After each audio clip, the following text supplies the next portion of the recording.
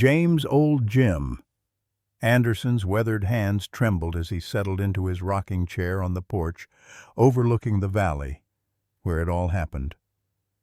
My daddy used to say, "The good Lord made animals before he made men for a reason."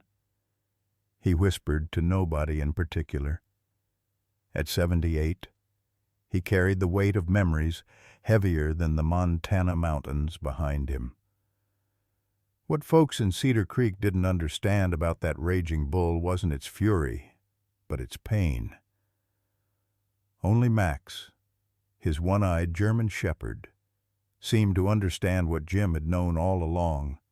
Sometimes the most dangerous creatures are just the most wounded, and Lord knows, he'd been responsible for wounds deeper than most.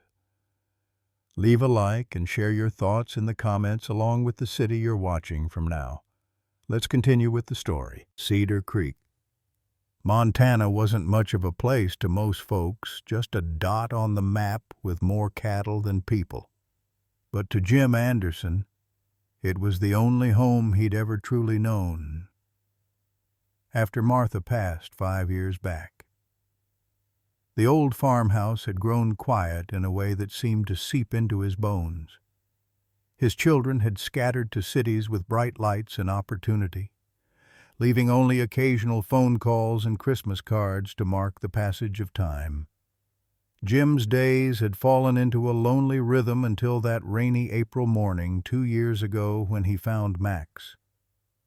The German shepherd had been dumped on the side of County Road 22, one eye swollen shut and crusted with blood, ribs showing through his matted coat. When Jim approached, the dog didn't growl or bark, couldn't bark, he'd later learn, after the vet discovered someone had deliberately cut his vocal cords. What kind of monster would do such a thing to an animal remained a mystery that haunted Jim's thoughts on sleepless nights. "You and me, we're just a couple of old soldiers nobody wants around anymore," Jim had told the dog that first night, noting the telltale scars that suggested military training. The dog's remaining amber eye had studied him with an intelligence that seemed almost human. By morning, a silent agreement had been reached between them. Folks around Cedar Creek had always known Jim had a way with troubled animals.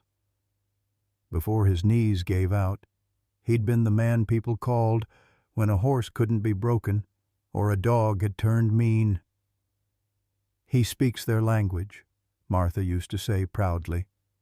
What she never mentioned was how Jim had learned that language through years working rodeos where animals were more commodity than creature. That was a part of himself he'd tried to bury, like so many memories from Vietnam. The trouble with Thunder, that's what people called the escaped bull, had started 3 months back, when the massive Texas longhorn broke through 3 fences at the Morrison Ranch during a thunderstorm, weighing nearly a ton, with one broken horn that ended in a jagged point like a weapon. Thunder had been leaving destruction across 4 counties. 2 ranch hands hospitalized, countless livestock injured, and property damage that had the insurance companies threatening to cancel policies. "That animal ain't just mean, he's possessed," Sheriff Miller had declared after their 3rd failed attempt to capture the beast. "Something in his eyes ain't right, Jim. Like he's carrying a grudge against the whole human race." What nobody understood was how Max's behavior changed whenever Thunder was mentioned. The dog would grow still, his single eye focused on something distant, his scarred body trembling slightly. Jim recognized trauma when he saw it had seen it in the eyes of young men in the jungle, had felt it in himself for decades afterward. Something connected these 2 broken creatures, though Jim couldn't yet piece together what. All he knew was that when the town council started talking about hunting parties and high-powered rifles, something in his chest tightened like a fist, and for the first time in years, James Anderson felt the stirring of a purpose larger than just making it to the next sunrise. The Cedar Creek Community Hall hadn't been this packed since the flood of '97. Jim shifted uncomfortably in the hard wooden chair, feeling out of place among the anxious chatter. Max lay at his feet, his single eye surveying the room with military alertness. The old dog never left Jim's side these days, seemed to sense when his master's memories turned dark or when his arthritic knee threatened to buckle beneath him. "Folks, let's bring this meeting to order." Sheriff Miller's voice cut through the noise as he rapped his knuckles on the podium. Bobby Miller had served 2 tours in Vietnam alongside Jim, and though the years had added weight to his frame and silver to his hair, he still carried himself with military bearing. "We all know why we're here. The situation with this bull has gone from troublesome to dangerous." Margaret Thompson, who headed the town council, stood up with a stack of papers clutched to her chest. Her family had been in Cedar Creek for 5 generations, and she wore her authority like a second skin. "We've documented 27 incidents in the past 3 months. Fences destroyed, livestock injured, crops trampled. Last week, the Peterson boy was nearly gored when that monster charged through their south pasture." A murmur of anger rippled through the crowd. Jim noticed how Max's ears flattened against his skull at the rising tension in the room. "I've consulted with wildlife experts from the state," Sheriff Miller continued, "and they've advised that tranquilizing an animal this size is problematic, given his aggressive behavior and the terrain he's hiding in. They've recommended lethal measures." The words hung in the air. Jim felt his jaw tighten. Frank Morrison, owner of the largest ranch in the county and Thunder's original owner, stood up. "Bobby, that bull cost me $15,000 as a yearling. He was championship stock before he went crazy. But I'll be the first to say he needs to be put down. I'll pay for the ammunition myself." Several people nodded in agreement. Jim studied Morrison's face. The man's concern seemed genuine enough, but something in his eyes didn't match his words. In Jim's experience, men who mistreated animals rarely showed their true colors in public. "Doesn't anyone want to know why the bull is behaving this way?" The words left Jim's mouth before he'd planned to speak. Heads turned toward him, and he felt a flush creep up his neck. He wasn't one for public speaking, especially these days when he preferred the company of animals to people. But something pushed him forward. "Animals don't just turn violent without cause," Jim continued, his voice growing steadier. "Especially not bulls bred for their temperament. Something happened to make Thunder this way." Frank Morrison's face darkened. "What exactly are you suggesting? Anderson?" Jim met his gaze steadily. "I'm not suggesting anything. I'm saying animals carry memories just like people do, and sometimes those memories turn into fear, and fear turns into aggression." The room fell silent. Jim could feel Max pressing against his leg, a warm reassurance.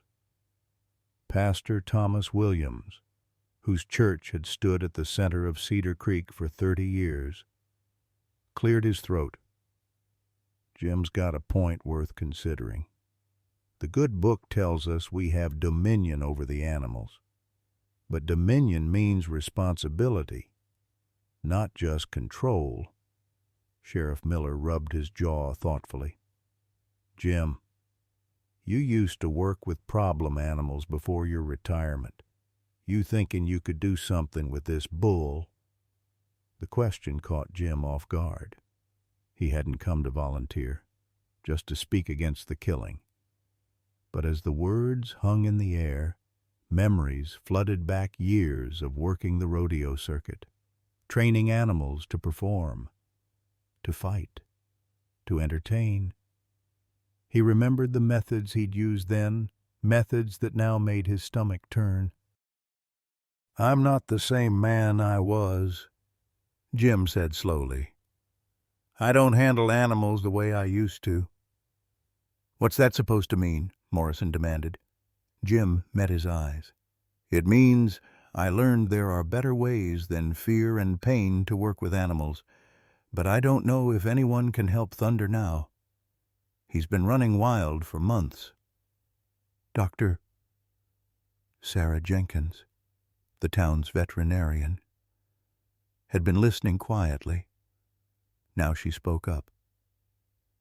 "Actually, the bull has established a territory. He's been staying within about 5 miles of Blackwater Ridge. That's just north of your property, isn't it, Jim?" Jim nodded slowly. The information settled uncomfortably in his chest. Why would Thunder stay so close to his land? Margaret Thompson's voice cut through his thoughts. "This is all very touching, but sentiment won't bring back a child if that monster kills someone. We need action, not theories about animal psychology." "Give me a week," Jim heard himself say. The words surprised him as much as anyone. "Give me 1 week to try to approach him. If I can't make progress, you can do what you need to do." The room erupted in overlapping voices, some supportive, others openly skeptical. "You're 78 years old, Jim," Sheriff Miller said, concern etched on his face. "That bull weighs nearly a ton and has already put 2 men half your age in the hospital." "I won't be going alone," Jim replied, looking down at Max. The German shepherd sat up straighter, as if understanding he was being discussed.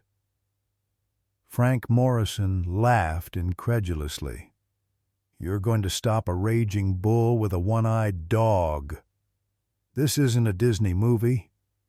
Anderson." Something about Morrison's dismissive tone stirred an old anger in Jim's chest. "Max isn't just any dog. He was military trained before someone decided to cut his vocal cords and dump him on the side of the road." Jim's voice hardened. "He's got better instincts than most people I know." An uncomfortable silence fell over the room. Max's history of abuse had touched a nerve with many present. "I think we should let him try," Pastor Williams said finally. "What do we have to lose by waiting a week?" Margaret Thompson frowned.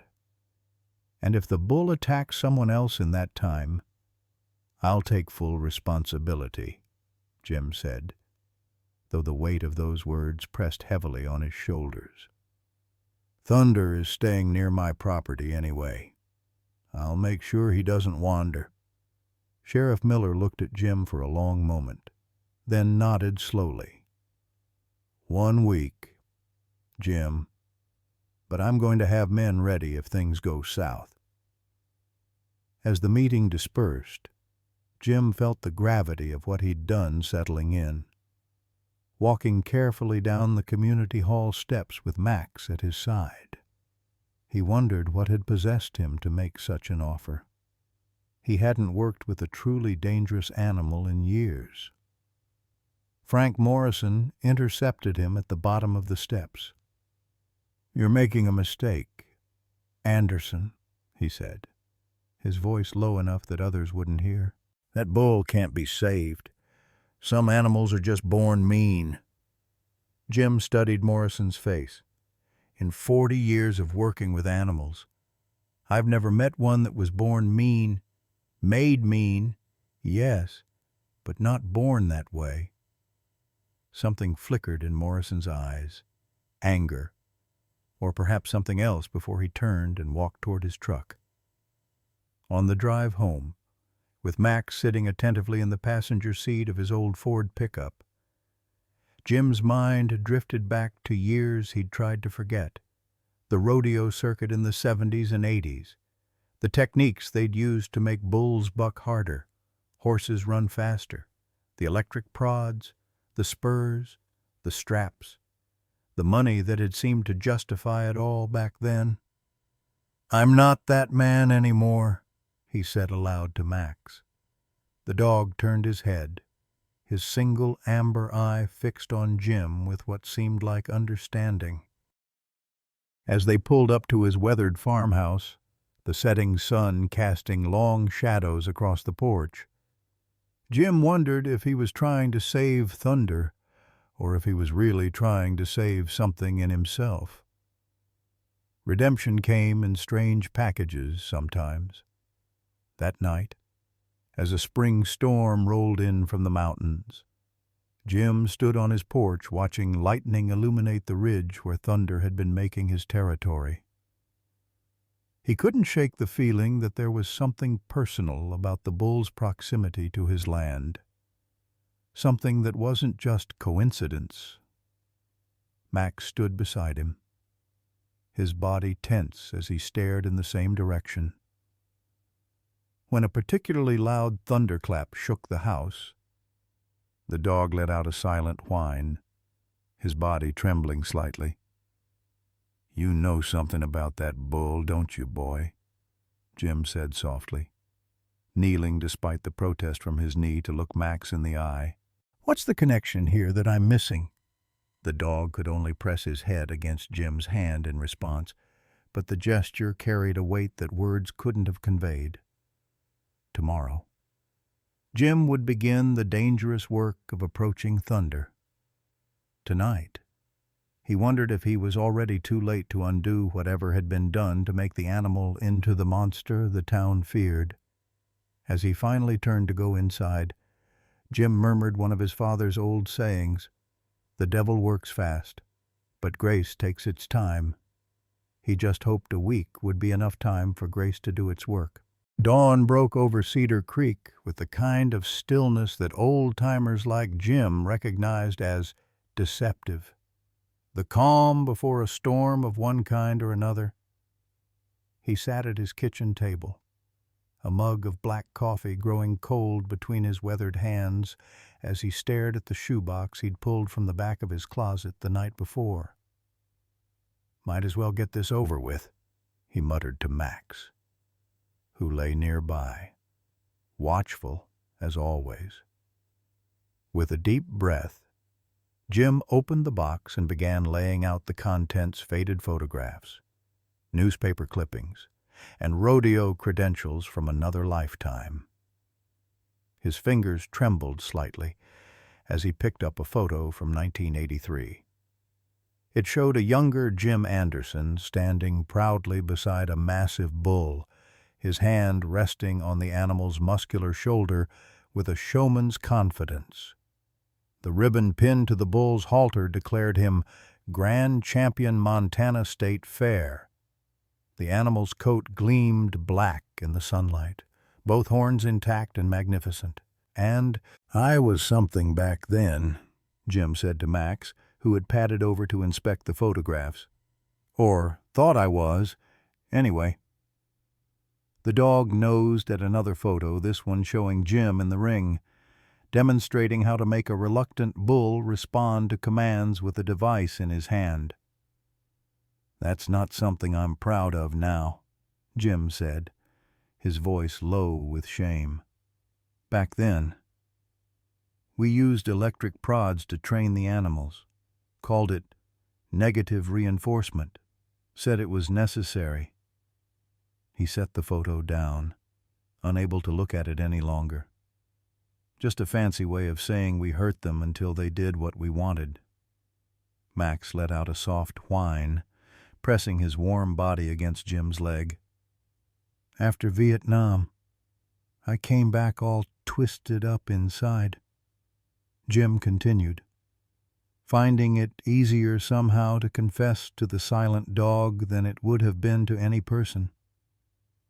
"Couldn't sleep without seeing things. Couldn't trust people. But animals, they made sense to me. No hidden agendas, no lies."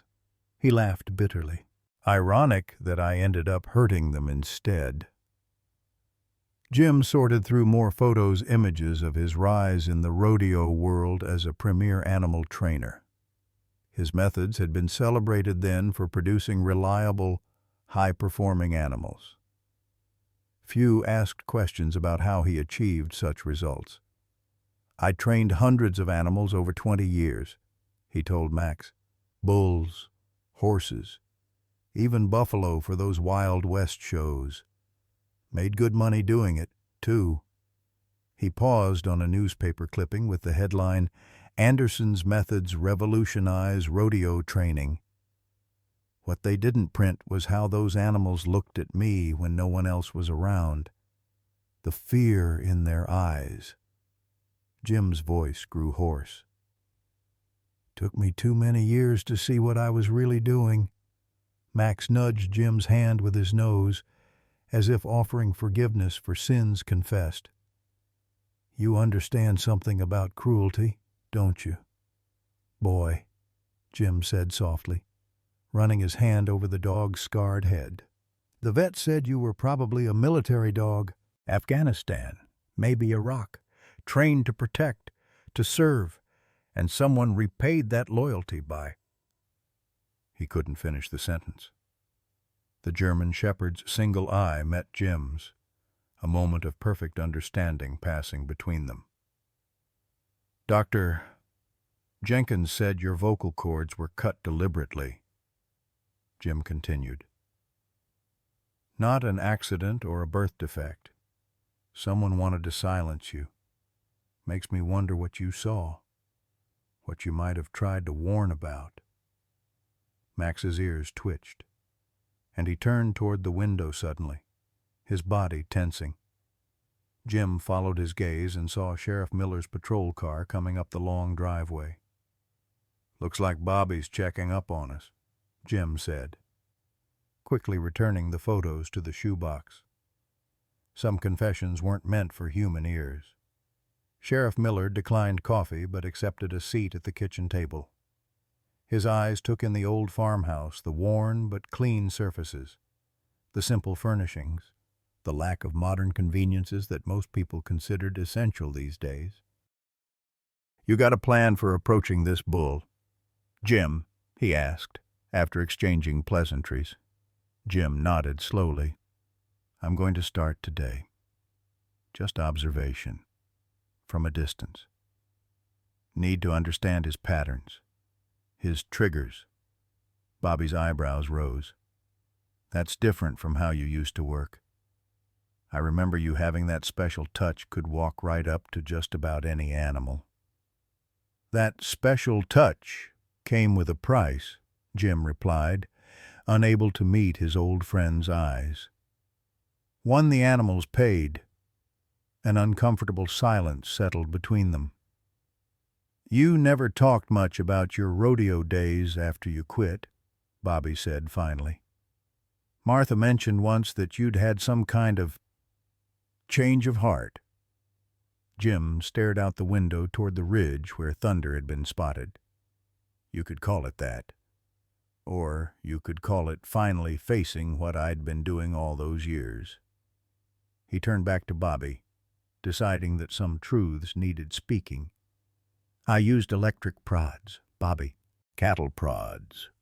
Modified to deliver just enough pain to make an animal compliant without leaving visible marks.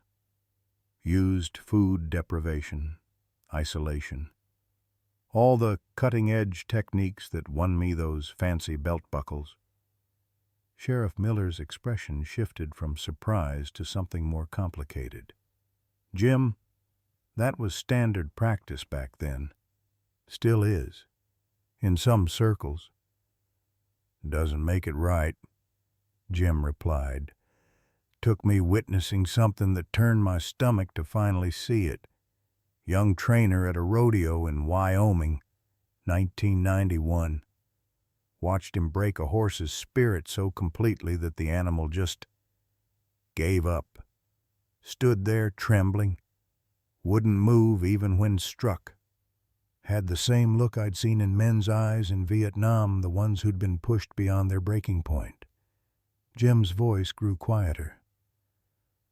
I realized I'd been doing the same thing for years, just more gradually, making animals perform through fear, calling it training, quit the next day, sold most of my equipment, started over with Martha's support, learning gentler methods. Bobby seemed to be processing this revelation about his old friend. And you think you can approach Thunder without your old techniques? I don't know, Jim admitted. But I know I won't go back to those methods, even if it means failing. The sheriff nodded slowly. Fair enough. But Jim, be careful. This bull isn't just uncooperative, he's actively dangerous. 2 men in the hospital, dangerous. I understand the risk. After Bobby left, Jim gathered the supplies he'd need: binoculars, a notebook, some basic first aid equipment just in case. As he prepared, he explained his plan to Max. We'll stay downwind, keep our distance today. Just want to observe his behavior, see what sets him off. Jim paused, noticing how intently the dog was listening. You really want to come along, don't you?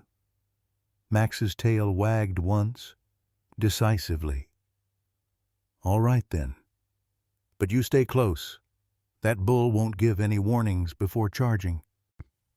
The walk to Blackwater Ridge took longer than it would have in Jim's younger days. His knee protested the uneven ground, and by the time they reached a suitable observation point overlooking the small valley where Thunder had been seen grazing, sweat dampened his shirt despite the mild spring temperature. Jim settled behind a large boulder, binoculars in hand, with Max lying silently beside him. For nearly an hour they saw nothing. Then, movement at the edge of the tree line caught his attention. Thunder emerged slowly into the clearing, and Jim's breath caught in his throat. The bull was even more magnificent and fearsome than reports had suggested, easily 6 feet tall at the shoulder, with a massive black body rippling with muscle.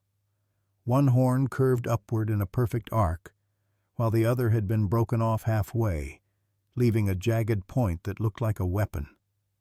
"My God," Jim whispered. As he studied the animal through his binoculars, he noticed something that hadn't been mentioned in any of the reports. Thunder's hide was marked with scars, long, thin lines that could only have been made by repeated whipping. Around his neck, the hair had been worn away in a distinct pattern that suggested long-term chaining. "Someone worked you over good, didn't they?" Jim murmured. Beside him, Max had gone completely rigid, his eye fixed on the bull with an intensity that seemed almost like recognition. A low vibration ran through the dog's body. Not quite a growl, since he couldn't vocalize, but a physical manifestation of some strong emotion. "Easy, boy," Jim whispered, placing a calming hand on Max's back. "What's got you so worked up?" The bull moved further into the clearing, his head swinging from side to side as he scanned for threats. His movements were deliberate, cautious, not the behavior of an animal consumed by mindless rage as town rumors suggested. This was an animal constantly on alert, expecting danger from every direction. Jim watched for nearly 3 hours, taking notes on Thunder's behavior patterns. The bull would graze tensely for a few minutes, then stop to listen and scan his surroundings. He avoided open spaces where possible, keeping close to cover. Most tellingly, he reacted with immediate aggression to any sound that resembled human activity, once charging at a falling branch that had made a crack like a footstep. "That's not a mean animal," Jim said quietly to Max as they finally prepared to leave. "That's a terrified one." As they made their way back home, Jim considered his next steps. Simple observation wouldn't be enough. He would need to gradually acclimate Thunder to his presence to prove he wasn't a threat. It would take patience, time, and there was no guarantee it would work. What troubled him most was Max's reaction to seeing the bull. The dog had remained unnaturally tense throughout the entire observation, his eye never leaving Thunder, his body occasionally trembling as if with some powerful emotion. "What's the connection here, boy?" Jim asked as they reached the farmhouse. "What is it about that bull that's got you so wound up?" Max only pressed closer to Jim's side, offering no answers but his silent companionship. That night, as Jim sat on his porch watching darkness settle over the land, he made a decision. Tomorrow, he would try to move closer, to let Thunder become aware of his presence from a safe distance.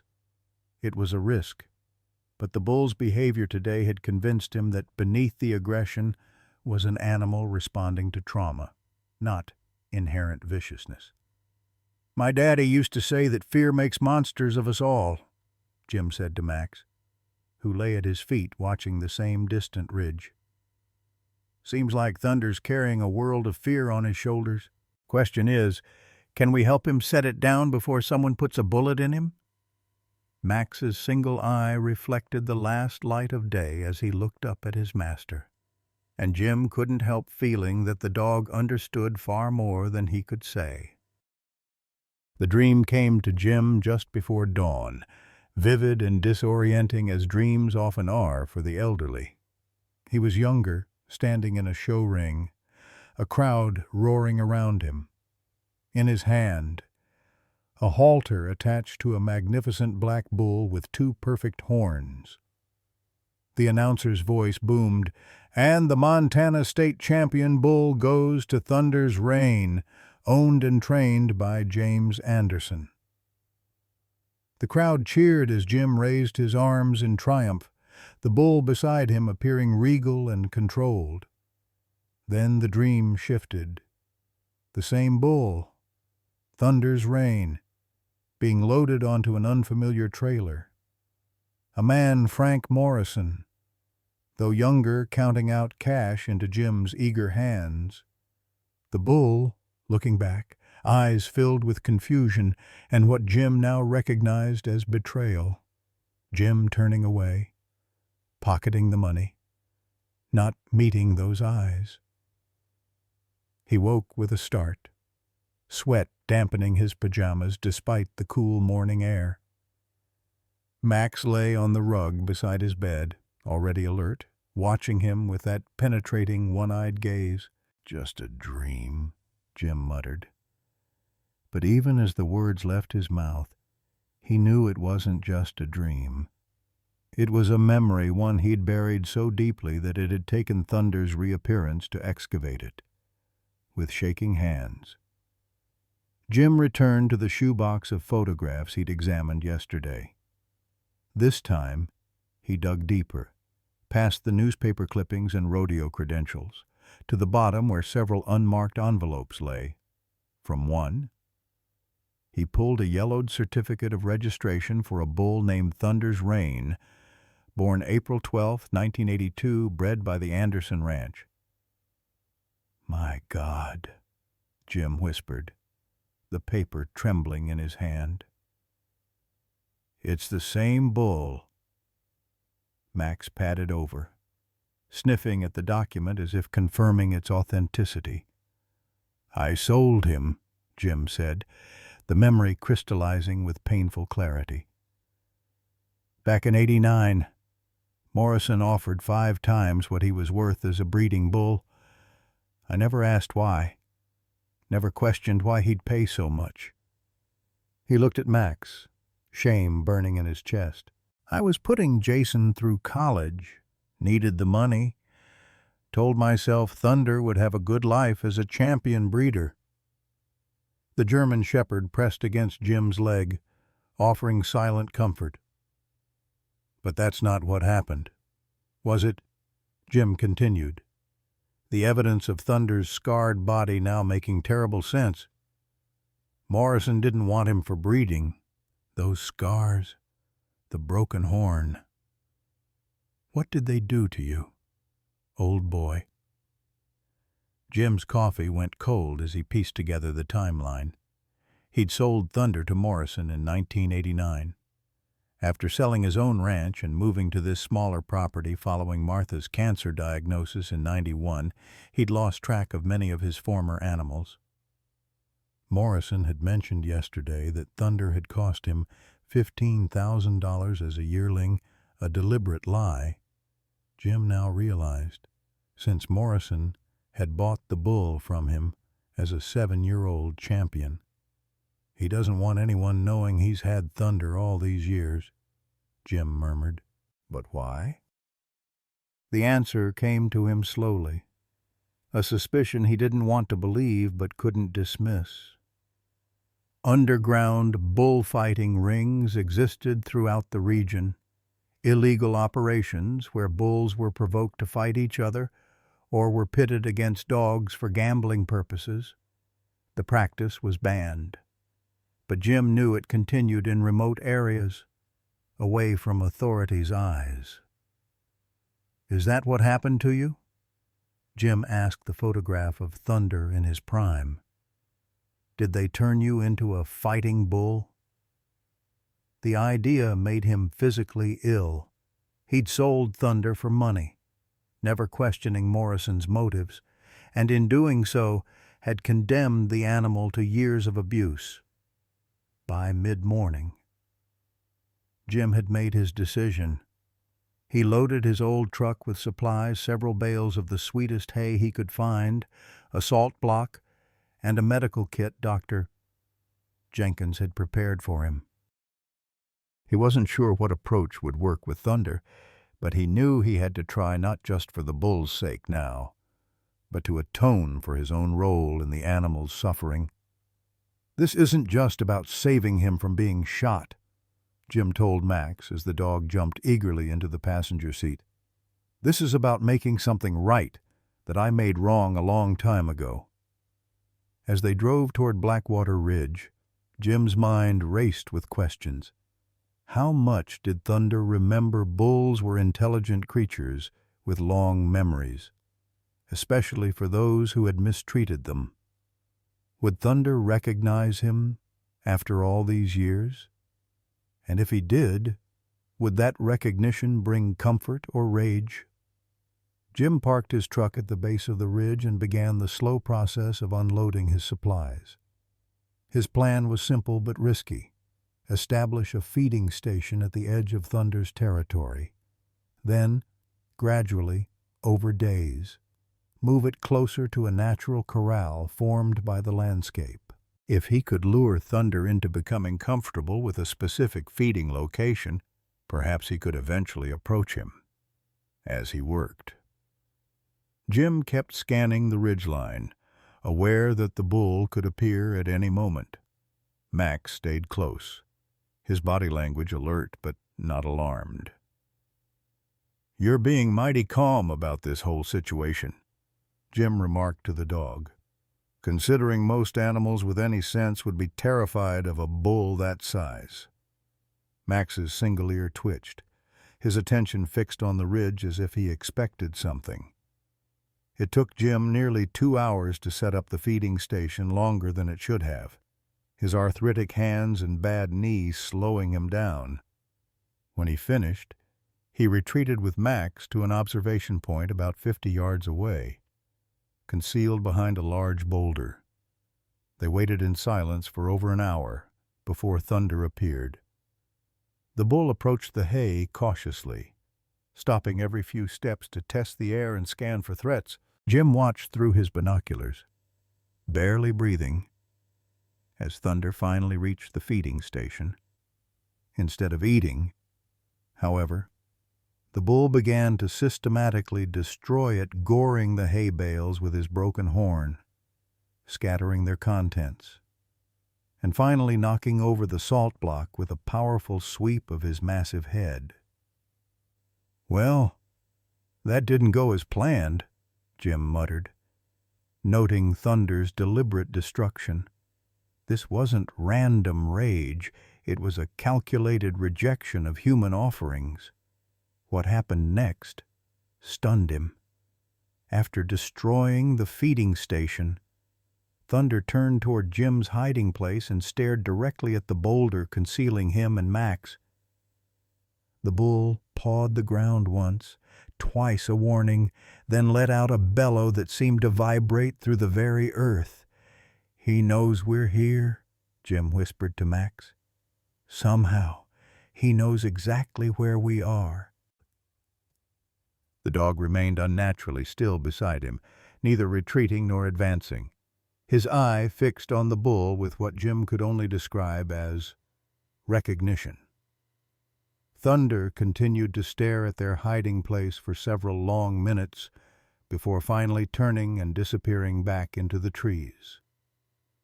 His message delivered, he wanted nothing to do with their offerings or their presence. Jim drove home in troubled silence, the day's failure weighing heavily on him. If Thunder was actively rejecting human contact, even food offerings, how could Jim possibly hope to approach him safely in the limited time he had? His phone rang just as he pulled into his driveway. It was Sheriff Miller. "Wanted to check in on your progress," Bobby said after greetings were exchanged. "Town council's getting antsy. Morrison's been pushing hard for immediate action." "I bet he has," Jim replied, unable to keep the bitterness from his voice. "Something you're not telling me." Jim hesitated, then decided Bobby needed to know the truth. "Thunder isn't just any bull, Bobby. He's Thunder's Reign, the champion bull I raised from a calf and sold to Morrison back in '89. The silence on the other end of the line stretched for several seconds. "You're certain?" Bobby finally asked. "Positive. Found the registration papers this morning. And there's more. I think Morrison's been using him in illegal bullfights. Would explain the scars, the broken horn, the aggression." Bobby swore softly. "That's a serious accusation. Jim, Morrison's a powerful man in this county. I know what I saw. That bull's been systematically abused for years." Another long pause. "This complicates things. If word gets out about illegal animal fighting, the reputation of Cedar Creek would take a hit," Jim finished for him. "Might affect tourism, property values." "I'm thinking of the legal implications," Bobby corrected, though Jim detected uncertainty in his voice. "If what you're saying is true, Morrison could face criminal charges, but we'd need evidence. Thunder's body is the evidence. Those scars didn't come from running wild for 3 months." "All right," Bobby said finally. "I'll talk to the council. Try to buy you more time. But Jim, you need to make progress with that bull. Margaret's talking about bringing in professional hunters from Idaho if we don't resolve this by the weekend." After hanging up, Jim sat on his porch with Max beside him, watching the sunset paint Blackwater Ridge in shades of gold and crimson. The weight of his complicity in Thunder's suffering pressed down on him like a physical burden. "I sold him," he said aloud, the confession hanging in the evening air.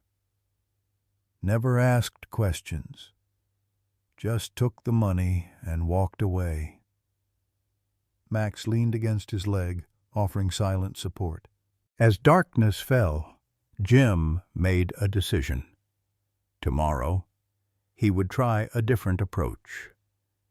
If Thunder rejected food offerings, perhaps he needed to simply make his presence known to let the bull become accustomed to him from a distance without any demands or expectations. "Time's running short, boy," he told Max as they headed inside. "We've got to find a way to reach him before those hunters arrive." That night, Jim dreamed again of Thunder, not the champion show bull, but the scarred, angry creature he'd become in the dream. The bull stood at the edge of a precipice, trapped between advancing hunters and a fatal fall. Jim called out to him, but no sound emerged from his throat. He was as voiceless in the dream as Max was in waking life. He woke before dawn, the dream's desperation clinging to him. As he made coffee in the pre-dawn darkness, a movement outside the kitchen window caught his eye. Max stood in the yard, his attention fixed on Blackwater Ridge, his body completely still. As Jim watched, the dog turned to look back at the house, then again toward the ridge, as if trying to communicate something urgent. Jim stepped onto the porch, coffee mug in hand. "What is it, boy? What do you see?" Max whined silently, his body language insistent. Then, to Jim's surprise, the dog began to walk toward the ridge, stopping after a few yards to look back at Jim expectantly. "You want me to follow you? Now it's not even light yet." Max's response was to continue a few more steps, then pause again, clearly waiting. "All right," Jim sighed, setting down his coffee. "Let me get dressed, though I'm not sure what you think we're going to accomplish in the dark." 20 minutes later, Jim followed Max along the path toward Blackwater Ridge, flashlight in hand, though the first gray light of dawn was beginning to illuminate their way. The dog moved with purpose, occasionally checking to ensure Jim was keeping up. They reached the edge of Thunder's territory just as the sun broke over the eastern mountains. Max led Jim to a different vantage point than they'd used before, a small rise that overlooked a sheltered meadow nestled against the base of the ridge. "What are we looking for?" Jim whispered. But his question was answered immediately as his eyes adjusted to the growing light. Thunder lay in the tall grass of the meadow, his massive form surprisingly vulnerable in repose. The bull was sleeping, his sides rising and falling in the peaceful rhythm of deep rest. In sleep, with his fearsome broken horn resting on the ground, he looked less like a monster and more like what he truly was, an aging bull, scarred by life, seeking a moment's peace. Jim felt a catch in his throat at the sight. For the first time, he could see past the aggression to the animal he had raised from a calf, the gentle giant who had once eaten apples from his hand and allowed children to pat his flank at county fairs. "That's who you really are," Jim whispered. "Underneath all that fear and pain," as if sensing their presence, Thunder's eyes suddenly opened. The bull raised his massive head, looking directly at where Jim and Max stood, exposed on the rise. Jim froze, expecting the bull to charge, or at least bellow a warning. Instead, Thunder simply stared at them, making no move to rise, his eyes reflecting the gold of the early morning sun. For a long moment, human, dog, and bull regarded each other across the distance, three damaged souls connected by a past none of them had chosen. Then Thunder slowly rose to his feet, shook himself, and walked deliberately away into the trees without a backward glance or any sign of aggression. Jim released the breath he hadn't realized he'd been holding. "He knew we were here," he said to Max, "and he chose not to charge. That's progress of a sort." Max's tail wagged once, decisively, as if to say their mission had been accomplished. As they headed back toward home, Jim felt the first stirring of hope. Thunder had recognized their presence and chosen non-aggression. It wasn't trust, not by a long shot, but it was a beginning. Now he just needed to build on that moment, to find a way to reach past years of trauma to whatever remained of the bull he had once known. "We're going to need more than a week," he told Max, "but it's a start." The next 3 days fell into a pattern that Jim came to think of as a delicate dance between predator and prey, though which of them was, which remained unclear. Each morning, he and Max would arrive at the meadow just as dawn broke, maintaining the same respectful distance. Each morning, Thunder would acknowledge their presence with that same steady gaze before moving unhurriedly away. "He's getting used to us," Jim told Dr. Jenkins when she stopped by to check on his progress. "Not accepting us yet. But he's not seeing us as an immediate threat either." Sarah Jenkins, whose 40 years as Cedar Creek's veterinarian had given her a deep understanding of animal behavior, nodded thoughtfully. "That's more progress than anyone expected, Jim. But the clock's ticking.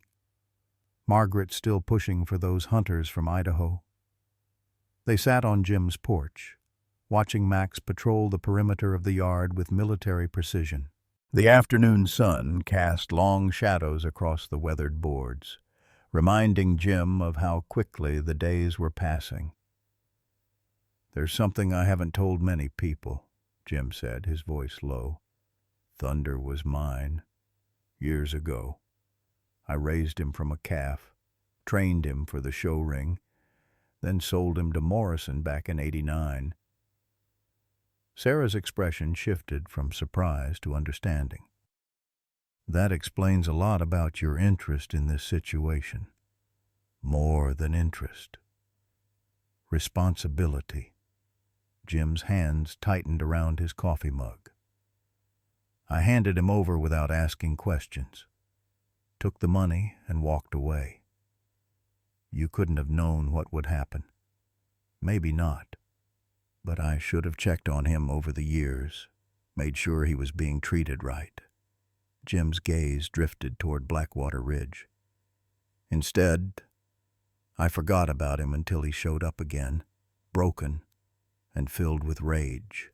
"Jim, you can't blame yourself for when I was in Vietnam," Jim interrupted, the words coming from somewhere deep and rarely accessed.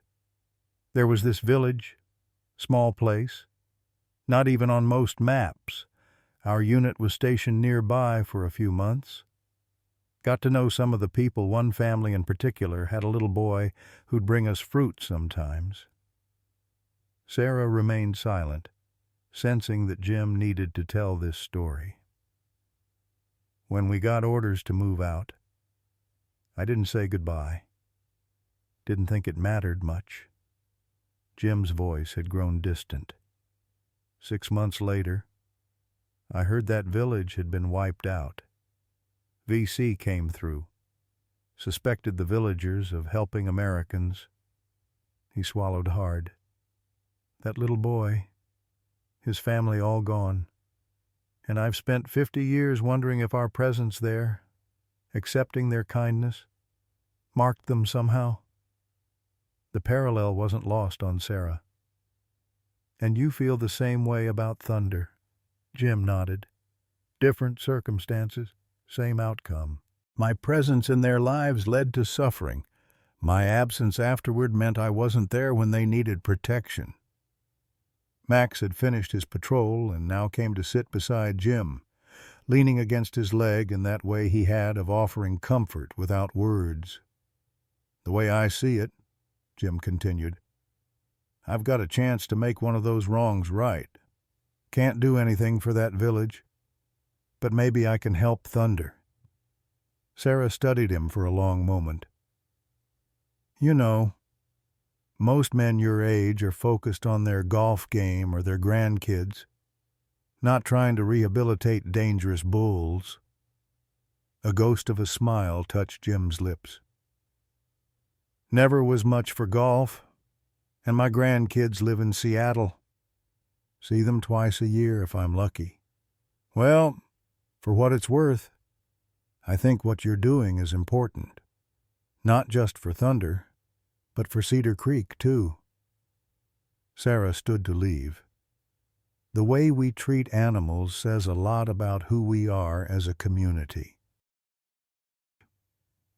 After she left, Jim sat watching the sunset, turning over an idea in his mind. The gradual approach was working to acclimate Thunder to their presence, but time was running short. He needed to accelerate the process somehow, to establish a more direct connection before the hunters arrived. "What do you think, Max?" he asked the dog. "Should we try getting a little closer tomorrow?" Max's single ear perked up, his head tilting in that quizzical way that always made Jim smile. "Yeah, I know it's risky, but we're running out of time." That night, Jim pulled out another box from his closet, this one containing tools of his former trade that he hadn't touched in decades. From it, he selected a long, slender bullwhip, its leather worn but still supple. "Never thought I'd pick one of these up again," he told Max, who watched with obvious concern. "Don't worry, boy. Not going to use it on Thunder. But a bull who's been trained with a whip responds to certain sounds, certain signals. Might help us communicate from a distance." The following morning, they arrived at the meadow earlier than usual, the landscape still wrapped in pre-dawn shadows. Jim carried the coiled whip attached to his belt, its familiar weight both comforting and disturbing. They took up their position on the small rise and waited. As the first golden light spilled over the eastern ridges, Thunder emerged from the trees. The bull paused, nostrils flaring as he tested the air. Jim could tell the moment Thunder detected them, the massive head swung in their direction, the powerful body tensing slightly. "Easy now," Jim murmured, though the bull was too far away to hear. Slowly, deliberately. Jim uncoiled the whip. Max glanced up at him, a question in his single eye. "It's all right," Jim assured him. "Just going to let him know I understand his language," with practiced precision that his aging body somehow remembered. Jim flicked the whip not toward Thunder, but off to the side. The crack echoed across the meadow, sharp and authoritative. Thunder's reaction was immediate and violent. The bull's head jerked up, his entire body tensing as if struck. Then, to Jim's surprise, Thunder dropped into what any rodeo professional would recognize as a submissive posture, head lowered, body angled away, ready to receive punishment. "My God," Jim whispered, horror washing through him. "What did they do to you?" He quickly coiled the whip, sickened by the bull's response. Thunder remained frozen in that submissive posture, clearly expecting pain to follow the sound of the whip. "I'm sorry," Jim called out, his voice carrying across the distance. "I'm so sorry, old friend." The sound of Jim's voice seemed to break whatever trance had gripped the bull. Thunder's head came up, his eyes finding Jim across the meadow. For a long moment, they stared at each other, man and bull, connected by a history of both care and betrayal. Then, instead of retreating as he had on previous mornings, Thunder took a single step toward them, then another. Jim's heart hammered in his chest as the massive animal began to approach at a deliberate walk. "Stay still," Jim breathed to Max, who had gone rigid beside him. "No sudden movements." Thunder continued his approach until he stood at the base of the rise, looking up at them from a distance of perhaps 20 yards. At this range, Jim could clearly see the network of scars across the bull's powerful shoulders and flanks, evidence of systematic cruelty that made his stomach turn. "I remember you," Jim said softly. "You were magnificent once. Still are. In your way." Thunder's ears flicked forward at the sound of Jim's voice. The bull snorted once, pawed the ground, not aggressively, but as if testing the earth beneath his hooves. Jim slowly, carefully removed his hat. Letting Thunder see his face clearly in the morning light. "It's me, old boy, Jim Anderson. I raised you from a calf before I made the mistake of selling you." The bull's dark eyes showed no obvious recognition, but he made no move to charge or retreat. He simply stood, watching, assessing. Then Max did something that made Jim's blood run cold. The German shepherd stepped forward, placing himself between Jim and the bull. A silent sentinel, one scarred warrior facing another. "Max!" "No," Jim hissed, reaching for the dog's collar. But Max evaded his grasp. What happened next defied everything Jim thought he knew about animal behavior. Instead of charging or displaying aggression toward the dog, Thunder lowered his massive head to Max's level. The bull and dog regarded each other with what Jim could only describe as mutual recognition, two beings who had encountered each other before, under circumstances Jim couldn't begin to imagine. Max took another step forward, then another, closing the distance between himself and the bull. Jim wanted to call him back, but found himself speechless, witnessing something profound and inexplicable. When only a few yards separated them, Max stopped. Thunder remained motionless, his breathing audible in the morning stillness. Then, with deliberate slowness, Max lay down on the ground, his belly against the earth, his single eye never leaving the bull's face. It was a posture of complete vulnerability, of submission, but not from fear. Jim had seen enough terrified animals in his life to recognize the difference. This was something else entirely. A choice, a signal. Thunder regarded the prone dog for a long moment. Then, to Jim's astonishment, the bull lowered himself to his knees, then his side, lying down on the grass, not 20 feet from Max, not in submission, but in what recognition, acceptance, trust. Jim could hardly believe what he was seeing. A bull weighing nearly a ton, with every reason to fear and hate dogs and humans, choosing to lie down in their presence. "Would you look at that?" he whispered, afraid to break whatever spell had fallen over the meadow. For nearly 10 minutes, the tableau held bull and dog regarding each other in silent communion, Jim watching from above, hardly daring to breathe. Then, as if responding to some signal Jim couldn't perceive, both animals rose to their feet simultaneously. Thunder gave one last look toward Max, then turned and walked unhurriedly back toward the tree line, not fleeing, not charging, simply departing, like a gentleman taking his leave after a civil conversation.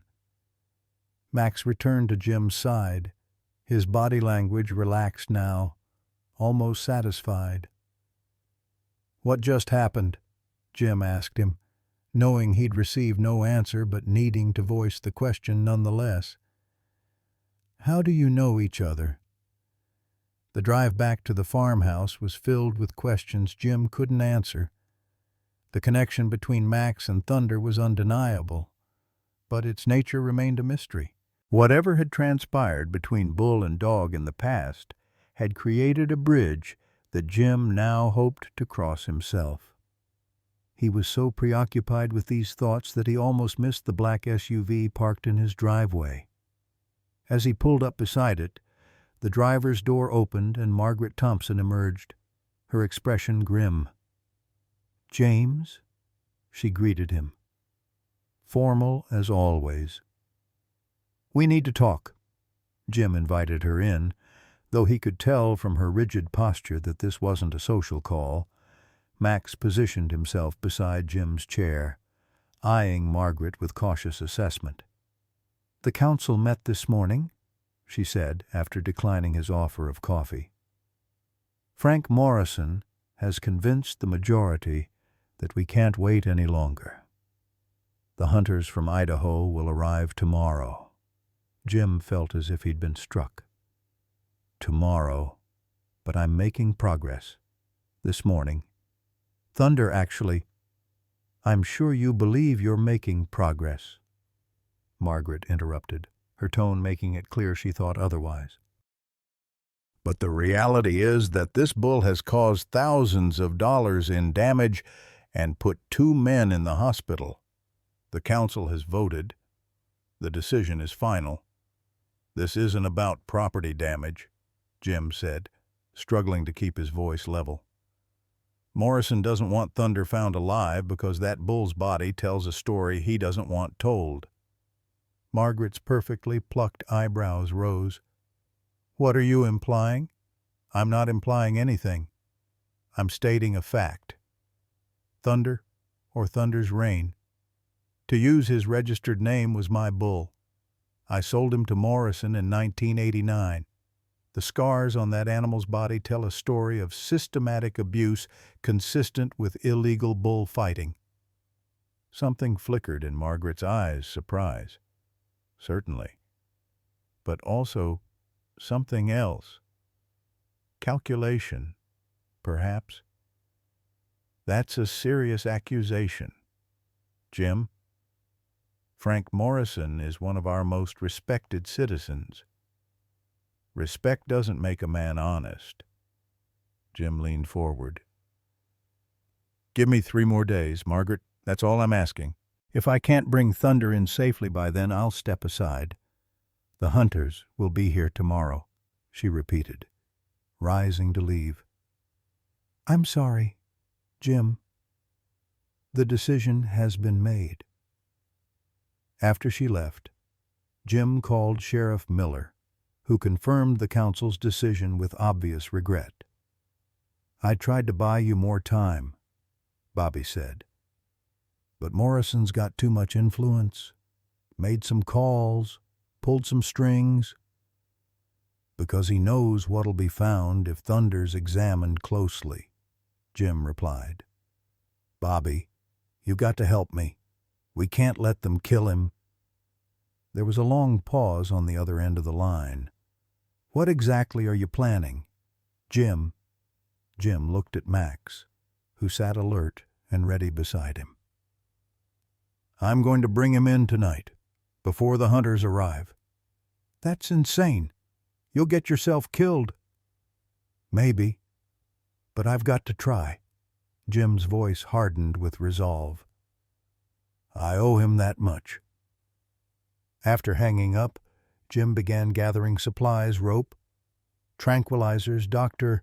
Jenkins had provided just in case, flashlights, and first aid equipment.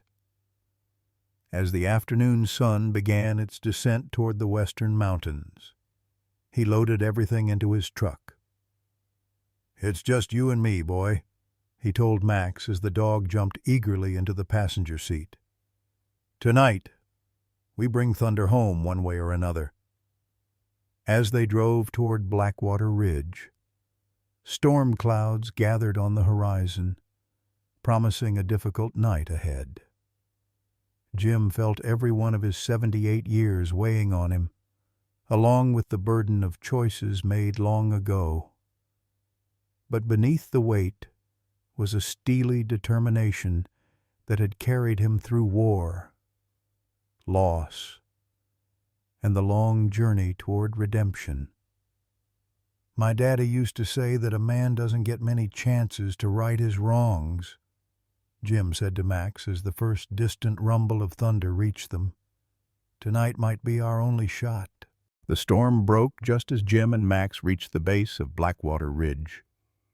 Rain lashed down in sheets, turning the dirt road to mud and reducing visibility to mere yards.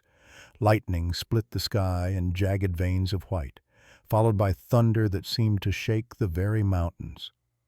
"Perfect timing," Jim muttered, peering through the windshield wipers' futile battle against the deluge.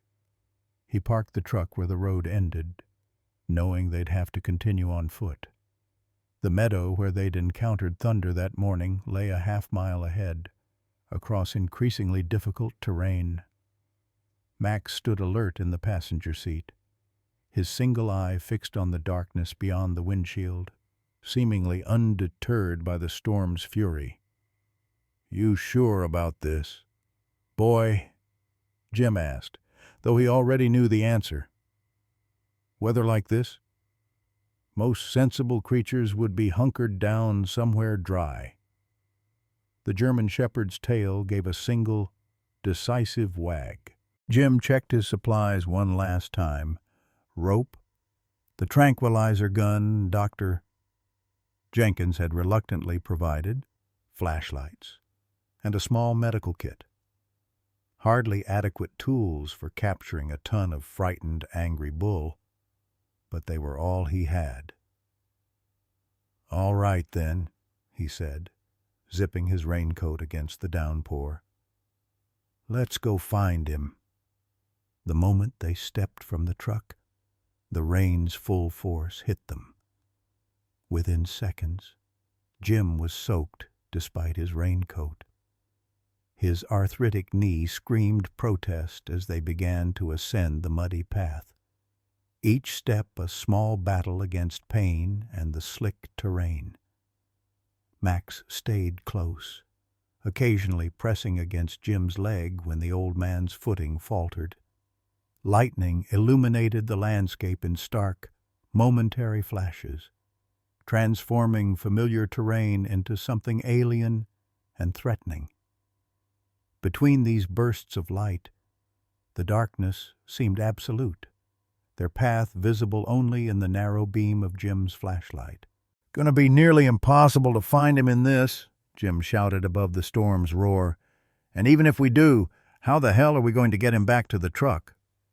Max offered no answers, but his confident stride forward suggested a certainty Jim wished he shared. They reached the meadow after nearly 40 minutes of grueling progress.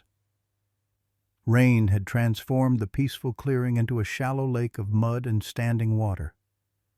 Jim paused at the edge, his breath coming in painful gasps, sweat mingling with rain on his face.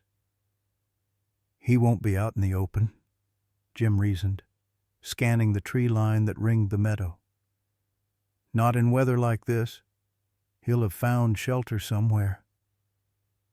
As if in response, another lightning flash revealed a dark opening in the rocky ridge beyond the meadow, a shallow cave or overhang that might offer protection from the storm. Jim pointed toward it. "That's our best bet." He told Max, "If I were a bull with any sense, that's where I'd be." They skirted the flooded meadow, keeping to slightly higher ground along its edge. Each step became a challenge as mud sucked at Jim's boots, and the driving rain reduced visibility to almost nothing. Twice he nearly fell, saved only by Max's solid presence beside him. When they finally reached the base of the ridge, Jim's legs were trembling with exhaustion. The potential shelter he'd spotted was a shallow cave formed by an overhanging rock shelf, its entrance partially hidden by scrub brush. Jim played his flashlight across the opening, but could see nothing of its interior from their position. "Thunder," he called, his voice nearly lost in the storm's cacophony. "You in there, old boy?" No response came from the darkness, but Max's behavior changed instantly. The dog went rigid, his eye fixed on the cave entrance, a tremor running through his powerful body. "He's in there, isn't he?" Jim asked softly. Max's ears flattened against his skull, not in fear, Jim realized, but in recognition. Jim took a steadying breath and withdrew the tranquilizer gun from his pack. It was a last resort, Doctor. Jenkins had warned that in a bull thunder's size and age, tranquilizers carried significant risks, particularly in his agitated state. But if things went wrong, it might be their only chance. "Let's take this slow," Jim said, as much to himself as to Max. Real slow. He approached the cave entrance cautiously, flashlight in one hand, tranquilizer gun in the other. Max moved slightly ahead, his body language communicating tension but not fear. Just outside the entrance, Jim paused. "Thunder. It's Jim Anderson. Remember me from this morning. I'm not here to hurt you." A low, rumbling sound emerged from the darkness, not quite a bellow, but a warning nonetheless. Thunder was indeed inside, and he was aware of their presence. I know, Jim continued, keeping his voice steady and calm despite the hammering of his heart. "Last thing you want is humans bothering you in the middle of a storm. Can't say I blame you." Another flash of lightning briefly illuminated the cave entrance, and in that stark moment of brightness, Jim caught a glimpse of Thunder. The massive bull was standing at the back of the shallow cave, his head lowered, his broken horn angled toward the entrance like a weapon. "There you are," Jim said softly, looking about as welcoming as a tax auditor on Christmas Eve. Thunder pawed the ground once, sending small stones skittering toward the entrance, another warning. Jim set down his pack and carefully placed the tranquilizer gun on top of it. Then, in a deliberate motion that went against every instinct for self-preservation, he clicked off his flashlight, plunging them all into darkness broken only by intermittent lightning. "See that?" he said into the darkness. "No weapons, no tricks. Just an old man trying to right a wrong before it's too late." The next lightning flash revealed that Thunder hadn't moved, but his head was slightly raised, as if puzzled by this strange behavior. Jim took a single step forward, then stopped. "You remember me at all?" "Thunder. We spent 7 years together, back when you had both horns and I had fewer regrets. You were the best bull I ever raised, gentle with children at the fairs, always a gentleman in the ring." The darkness between lightning flashes seemed to stretch longer now, the storm perhaps moving away in that darkness. Jim heard Thunder shift his weight, hooves scraping against stone. "I sold you," Jim continued, his voice thick with emotion. "Took Morrison's money and never looked back. Never checked to see what became of you. That's on me, and I can't change it now." Max whined silently beside him, pressing against Jim's leg as if offering support. "But I'm here now," Jim said, "and I'm asking you to trust me one more time, because if you don't come with us tonight, there are men coming tomorrow with rifles, and they won't care about your story, or what was done to you, or who's really to blame." The next lightning flash showed Thunder had taken a single step forward, his massive head tilted slightly, as if listening intently to Jim's words. "That's right," Jim encouraged. "You remember words, don't you? Smart as any creature I ever met. Your mama was the same way, could practically understand English if it was spoken kindly." Another step forward, visible in the next flash of light. Thunder was now fully in the cave entrance, his scarred body massive and imposing, yet somehow less threatening than before. "Those scars tell a story, don't they?" Jim said gently. "One I should have prevented. I've got my own scars too, some you can see, most you can't. Guess we're both survivors in our way." Thunder snorted, his breath visible in the cool, rain-washed air. Jim risked taking another step closer, closing the distance between them to less than 10 feet, close enough that the bull could charge and reach him before he could possibly react. "I've got a place for you," Jim continued. "My old farm. It's not much these days, but there's good pasture, clean water, no electric prods, no whips, no fighting rings. Just peace for however many years you've got left." The rain had lessened somewhat, allowing Jim to see Thunder more clearly between lightning flashes. The bull's rigid posture had softened, though his muscles remained tensed for potential flight or fight. Max, who had been silent and still throughout Jim's monologue, now did something that made Jim's heart nearly stop. The German shepherd stepped forward, placing himself directly between Jim and Thunder, facing the bull with unwavering focus. "Max, no," Jim hissed, reaching for the dog's collar, but Max evaded his grasp. What followed was among the strangest and most beautiful things Jim had ever witnessed. Max approached Thunder slowly, deliberately, stopping just out of reach of those deadly horns. The dog's body language communicated neither fear nor aggression, just quiet certainty. Thunder lowered his massive head to Max's level, nostrils flaring as he took in the dog's scent. Max remained perfectly still, allowing this inspection. Then, in a gesture that seemed impossible given their history as natural adversaries, Max gently, almost imperceptibly, leaned forward until his head was nearly touching Thunder's broad forehead. They stood like that, dog and bull, their breath mingling in the cool night air, connected by something Jim couldn't fully comprehend but recognized as profound, some shared history, some mutual understanding that transcended their natural roles as predator and prey. "You know each other," Jim whispered, sudden understanding dawning. "Really know each other. But how?" The moment was shattered by the harsh beam of headlights sweeping across the ridge, followed by the sound of vehicles approaching along the road Jim had traveled earlier.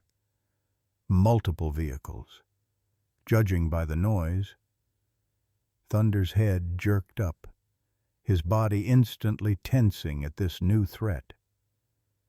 Max turned toward the lights, a silent growl vibrating through his body.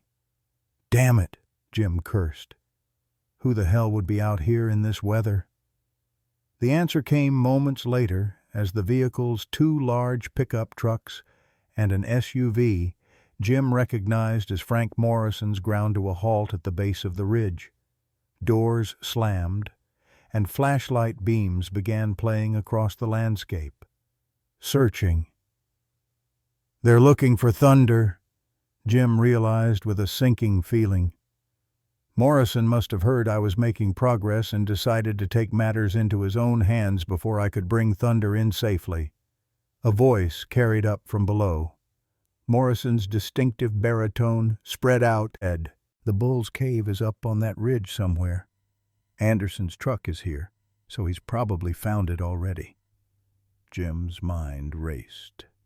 The tranquilizer gun lay in his pack, but he'd never be able to administer a dose before Morrison and his men reached them. Even if he could, a tranquilized bull couldn't be moved quickly, not down a muddy ridge in the dark. "Change of plans," Jim told Max urgently. "We need to get Thunder moving away from these men." Max seemed to understand immediately. The dog positioned himself behind Thunder and made a quick, darting movement toward the bull's flank, not attacking, but clearly communicating the need to move. Thunder responded with surprising cooperation, turning away from the cave entrance toward the back of the ridge where the terrain grew steeper but offered potential escape routes away from the approaching men. Jim grabbed his pack and followed, his knee screaming protest as they began to ascend the rocky slope behind the cave. Lightning revealed a narrow game trail winding upward through scrub brush and boulders, difficult terrain for humans, but manageable for a mountain-adapted bull and a determined dog. "Anderson!" Morrison's voice echoed from below. "We know you're up there. Stand clear of that animal. We're putting it down tonight." Jim ignored the shout, focusing instead on keeping his footing on the treacherous slope. Max had taken the lead, with Thunder following and Jim bringing up the rear. The strange procession moved steadily upward, away from the searching flashlights below. They had climbed perhaps 100 yards when the first shot rang out, the crack of a high-powered rifle echoing across the ridge. The bullet struck rock somewhere to their left, sending fragments flying. Thunder bellowed in alarm, nearly turning back toward the perceived threat, but Max darted in front of him, directing him back to the path leading upward. "They're shooting blind," Jim panted, struggling to keep pace. "Can't see us clearly in this weather, but we need to move faster." Another shot rang out, closer this time. Jim glanced back to see flashlight beams approaching the cave they'd vacated minutes earlier.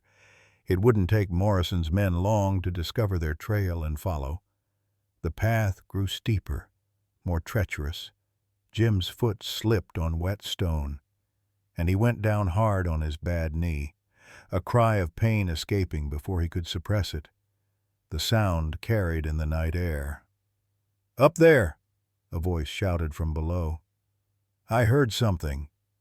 Jim struggled to his feet, pain lancing through his knee.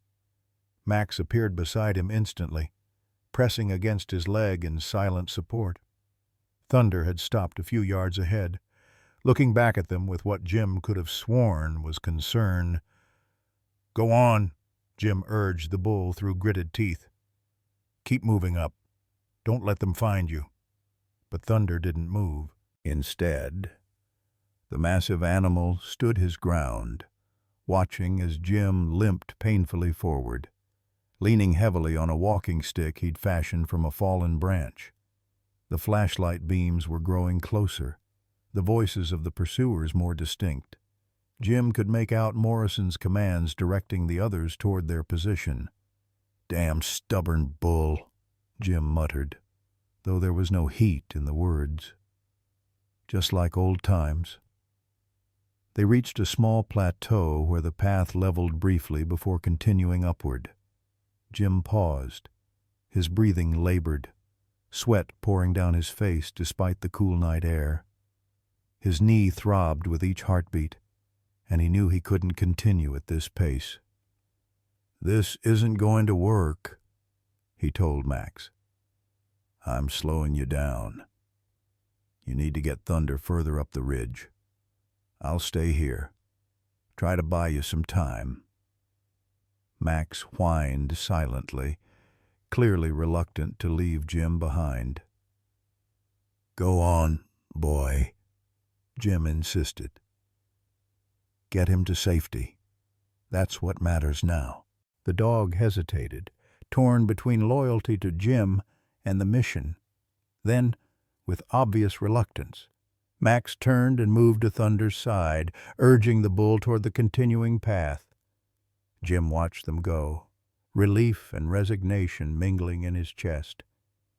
Then he turned to face the approaching lights, placing himself squarely in the path that led to Thunder's escape route. "Come on, then, Morrison," he murmured, bracing himself against a boulder. "Let's have this out once and for all." The flashlight beams drew closer, dancing across the wet rocks like predatory eyes. Jim steadied himself against the boulder, his injured knee throbbing in time with his racing heart. Behind him, the sounds of Max and Thunder retreating up the ridge had faded, swallowed by the storm's diminishing rumble. "Anderson." Morrison's voice carried clearly now, no more than 50 yards below. "Stop this foolishness before someone gets hurt." Jim said nothing, conserving his strength. The tranquilizer gun lay heavy in his pocket, a last resort he hoped not to use. His years in Vietnam had taught him that sometimes the best defense was stillness and silence. The first figure to emerge from the darkness wasn't Morrison, but a younger man Jim recognized as Morrison's foreman, Tyler Jenkins.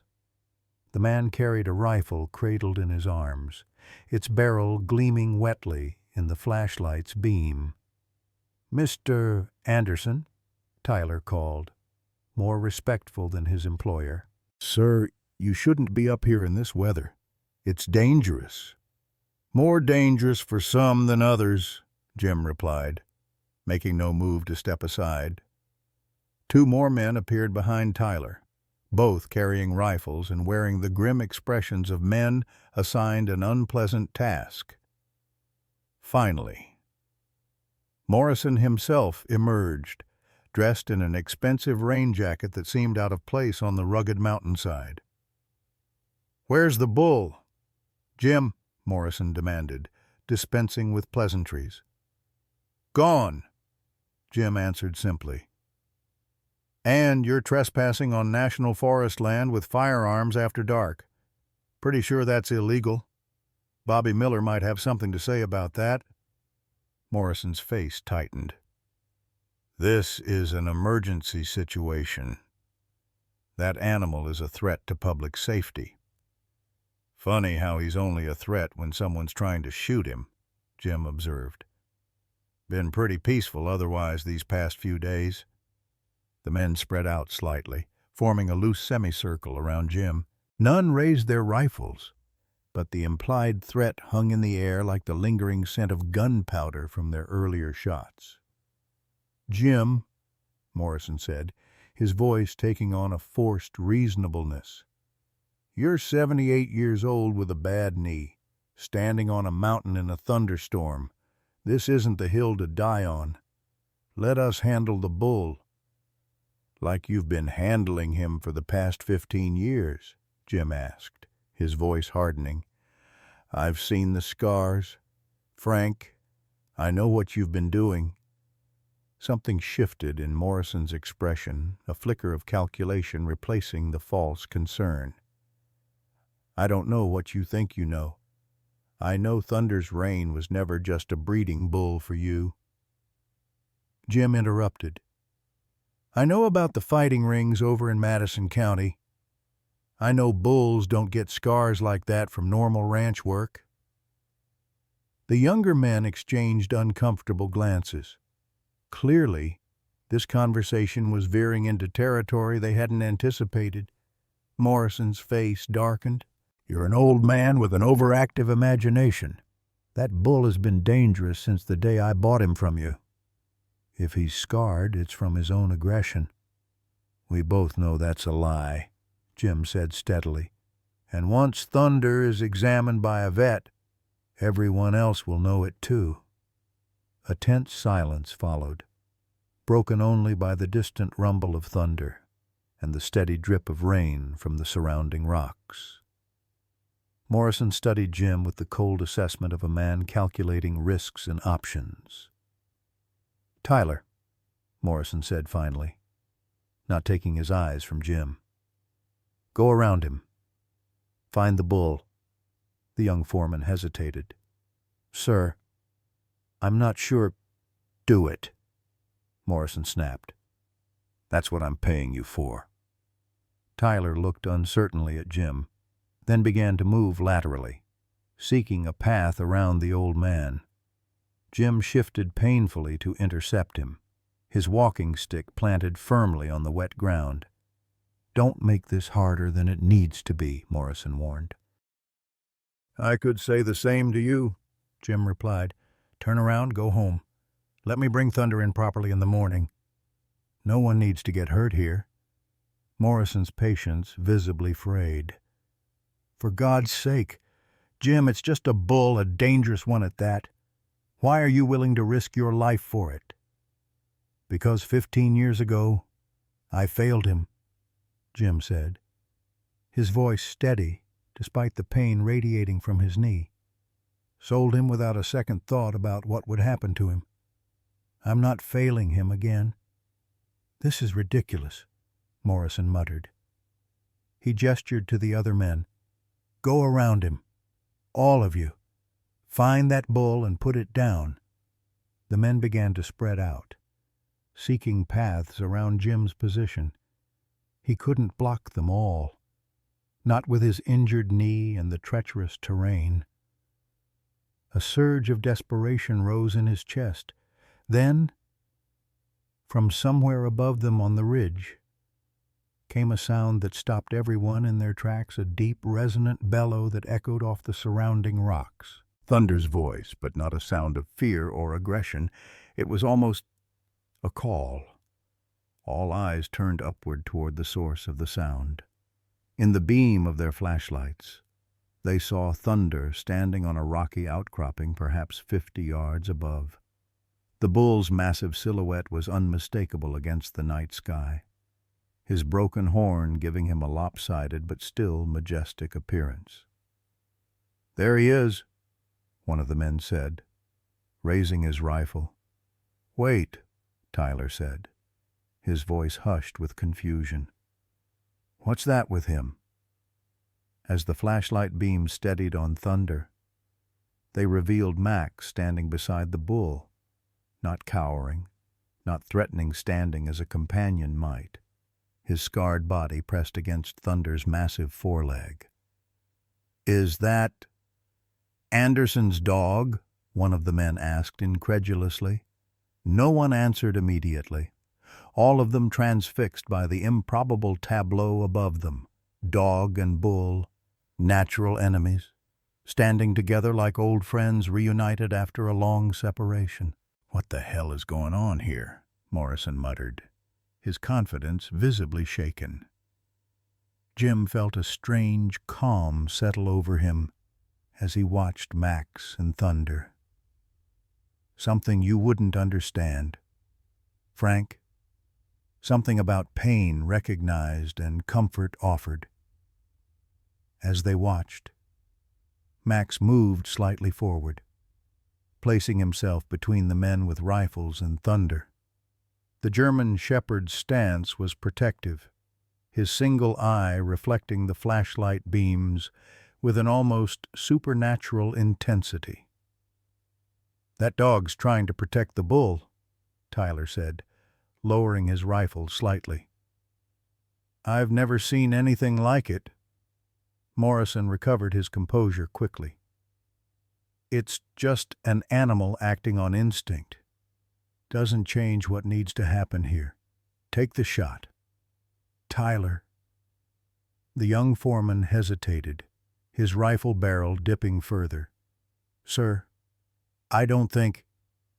I'm not paying you to think, Morrison snapped. Jim watched the scene unfold with growing understanding. Max's behavior, his immediate connection with Thunder, the bull's acceptance of the dog, it all pointed to a shared history he hadn't fully grasped until this moment. They know each other, Jim said aloud, the revelation crystallizing. From before, they've met somewhere. Morrison's head snapped toward Jim, his expression suddenly guarded. What are you talking about? Old man, Max was a military dog. Jim continued, the pieces falling into place.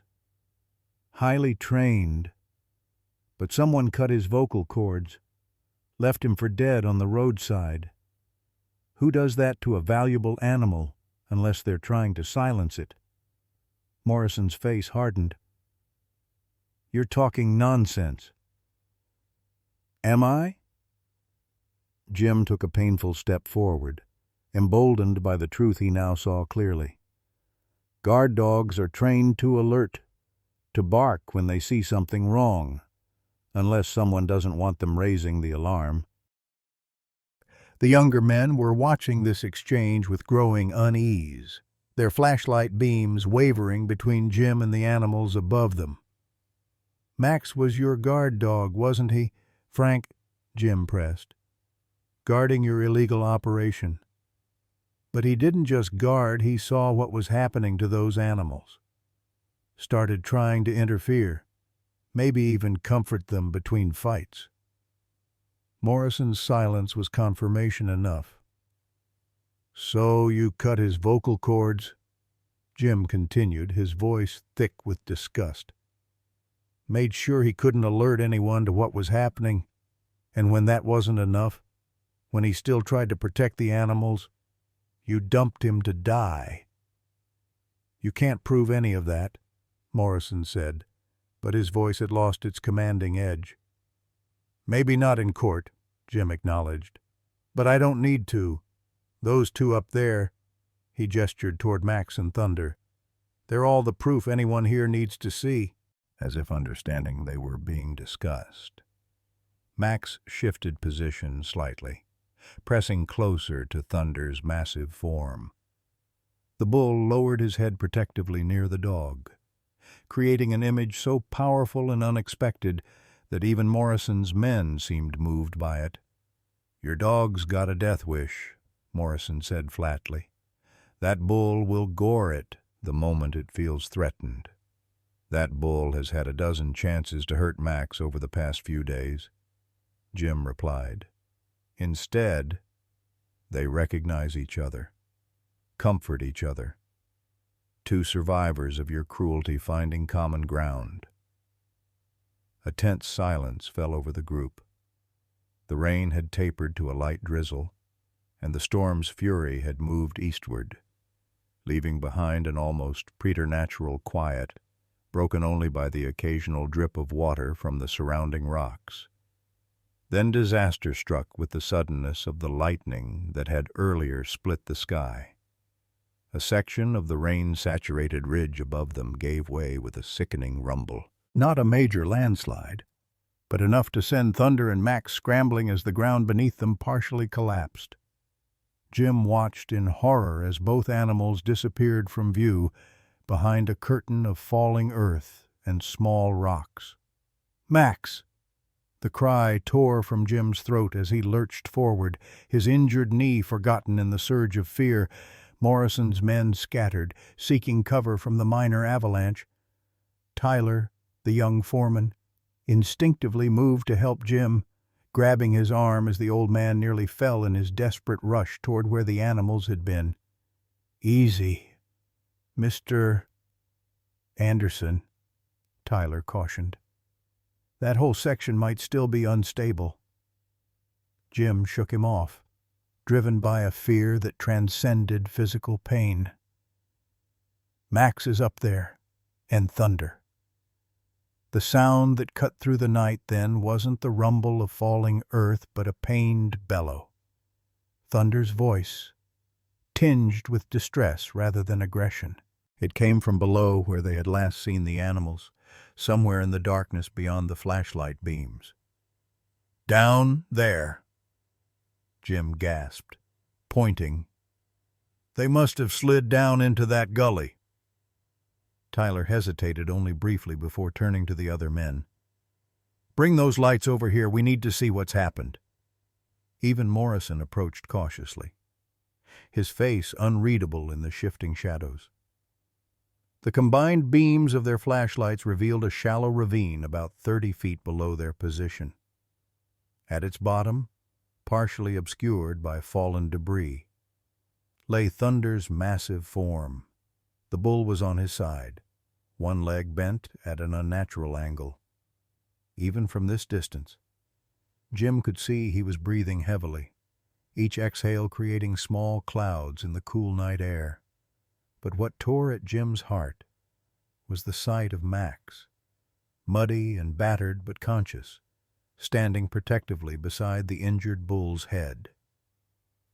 "He's hurt," Jim said, already searching for a path down to the ravine. "We need to help him. This solves our problem," Morrison observed coldly. "Bull's got a broken leg at minimum. No choice but to put it down now." Jim rounded on him with a fury that belied his years. "You touch that bull and so help me God. I'll make sure everyone in 3 counties knows exactly what you've been doing all these years." Morrison's hand moved toward the pistol holstered at his hip, his face darkening. "Be careful, old man. Accidents happen on mountains during storms." The threat hung in the air between them, as tangible as the mist rising from the rain-soaked earth. For a moment, Jim thought he'd pushed too far, that Morrison's fear of exposure might drive him to violence. Then Tyler stepped between them, his young face set in lines of unexpected determination. "No one's shooting anything until we assess the situation. Mr. Morrison, that's not what I signed up for." Morrison's eyes narrowed dangerously. "You work for me, boy. Don't forget that." "I work as your ranch foreman," Tyler replied steadily. "Not as whatever's happening here. And I'm telling you, this doesn't feel right." The standoff might have escalated further if not for the arrival of new headlights at the base of the ridge. Even from their elevated position, the distinct light bar of a sheriff's department vehicle was unmistakable. "Looks like Bobby got concerned about all of us being out in this weather," Jim observed with grim satisfaction. "Perfect timing." Morrison's expression shifted from anger to calculation. "This changes nothing. That bull is injured and dangerous. Any reasonable person would agree it needs to be put down." "Maybe so," Jim acknowledged, his eyes fixed on the ravine where Max stood guard over the fallen Thunder. "But we're going to do this right, with a vet present, proper documentation, and a full examination." In the ravine below, Max had positioned himself directly between Thunder's head and the men above, his single eye reflecting the flashlight beams with unwavering intensity. The German shepherd's message couldn't have been clearer if he'd spoken it aloud. No one would harm this bull without coming through him first. And in that moment, as Sheriff Miller's voice called up from below asking what in God's name was happening, Jim finally understood the full truth of the connection between these 2 unlikely companions. Not just a shared history of abuse, not just mutual recognition of suffering, but a bond forged in the darkest of circumstances. When Max had been the only source of comfort in Thunder's tormented existence. "They weren't just at the same place," Jim murmured, the revelation washing over him. "Max tried to protect him, all this time, even without a voice. He's been trying to tell me." The following days unfolded like a dream in Cedar Creek, the kind that starts as a nightmare but transforms somewhere along the way into something unexpectedly beautiful. Jim Anderson, sitting on the newly built observation deck of what the town had taken to calling Thunder's Sanctuary, could hardly believe the change a single week had brought. "You comfortable enough, old boy?" Jim asked, adjusting the blanket across Thunder's massive flank. The bull lay peacefully in the sunshine, his broken leg carefully splinted and bandaged according to Dr. Jenkins's instructions. Beside him, as had become his constant habit, Max rested with his head propped on his paws. single eye watchful. The events of that stormy night had rippled through Cedar Creek with the force of a revelation. Sheriff Miller, arriving to find Morrison and his men with rifles on protected land, had been professional but firm. When the full situation became clear, the injured bull, Max's protective stance, and Jim's accusations about illegal animal fighting, Bobby had made a decision that surprised everyone. "No one's shooting any animal tonight," he'd declared.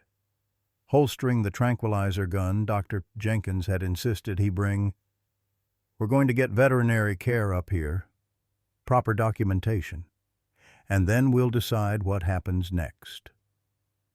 Morrison had protested vehemently until Bobby quietly mentioned the words warrant and investigation, at which point the rancher's demeanor had changed dramatically. By morning, word had spread throughout Cedar Creek about the standoff on Blackwater Ridge, the injured bull, and the one-eyed German shepherd that refused to leave its side. What no one had expected was the community's response. "Tyler's here with more hay," Jim called over his shoulder to Sarah Jenkins, who was checking Thunder's bandages. The young foreman had quit Morrison's ranch the morning after the confrontation, showing up at Jim's farm with a truck full of supplies and a simple offer to help. "I've seen too much looking the other way," Tyler had explained, his young face solemn beyond his years. "Time to stand for something better." Sarah straightened up with a satisfied nod. "The leg's healing well. Clean break. Thankfully. He's going to need at least 2 more months of rest, but with proper care, I think he'll regain most function." "Never thought I'd see the day," Jim marveled, watching as volunteers from around Cedar Creek worked on expanding the fence line of his modest pasture. "Half the town scared to death of him a week ago. Now they're building him a retirement home." Sarah smiled, her eyes crinkling at the corners. "People want to be part of something good, Jim, especially after they understand the whole story." The whole story had emerged gradually over the past week. Morrison's operation had been exposed following an anonymous tip widely suspected to have come from Tyler that led Sheriff Miller to a remote property in Madison County. There, they discovered evidence of an illegal animal fighting ring that had operated for over a decade. Thunder's story, from champion show bull to fighting animal to fugitive, had touched something deep in Cedar Creek's collective conscience. When Dr. Jenkins had publicly documented the bull's extensive scarring and explained the systematic abuse evident in his injuries, the community's fear had transformed into outrage, then compassion. "Pastor Williams is here," Sarah remarked, nodding toward the approaching figure. 4th time this week. The pastor had become one of Thunder's most vocal advocates, delivering a sermon that Sunday about stewardship and redemption that had left few dry eyes in the congregation. "The measure of our humanity," he'd declared, "is how we treat the creatures in our care, especially those who have known only cruelty at human hands."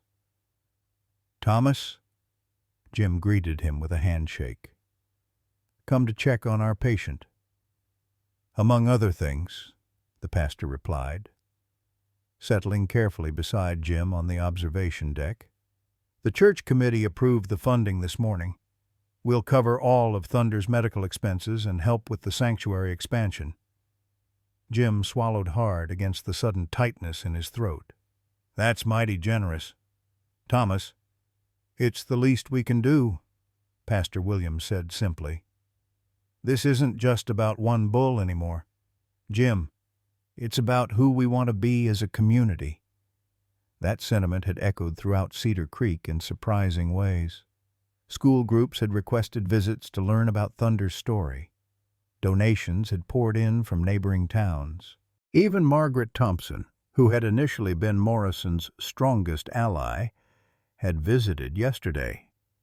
Her usual formality softened by what seemed like genuine remorse.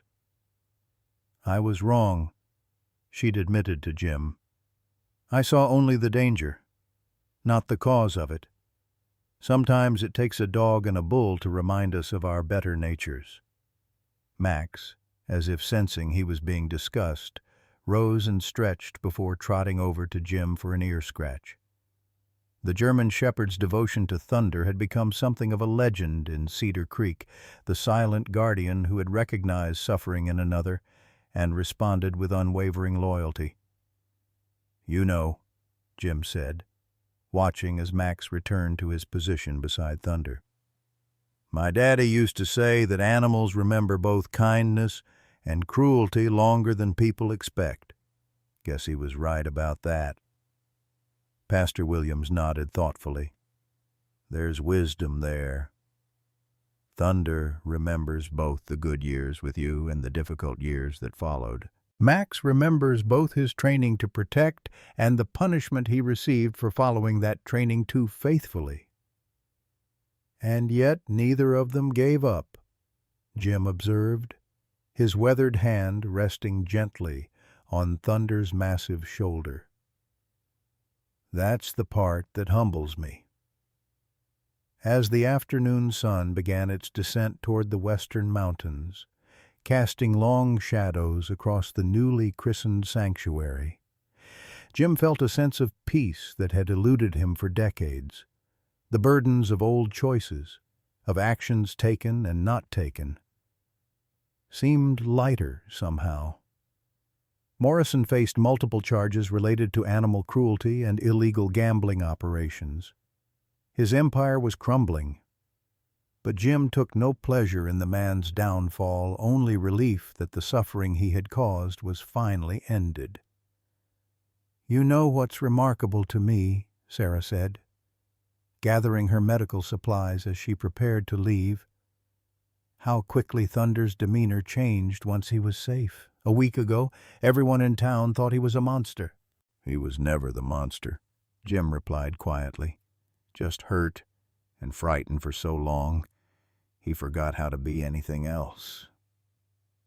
The evening brought a gentle coolness to the air as visitors departed and the sanctuary grew quiet. Jim remained on the observation deck, unwilling to leave just yet. Max lay curled against Thunder's side, both animals peaceful in the fading light.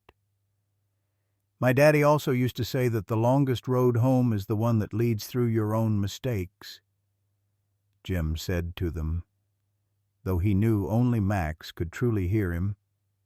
"Took me long enough, but I think we all found our way back."